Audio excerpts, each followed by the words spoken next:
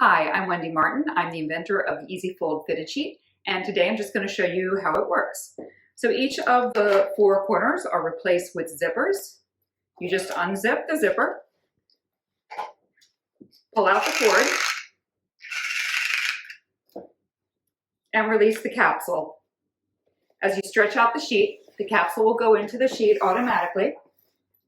Unzip this corner here, and then just continue straightening. It's very, very simple. Again, pull out the cord,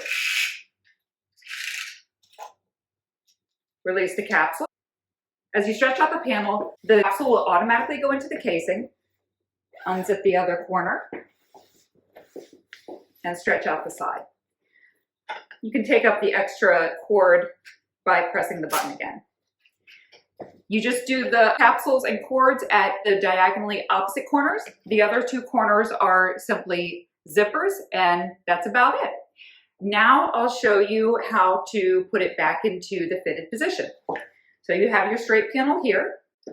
You're going to pull the cord until the capsule appears.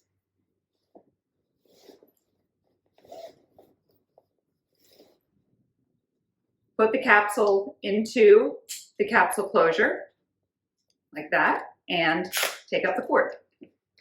Same on this side.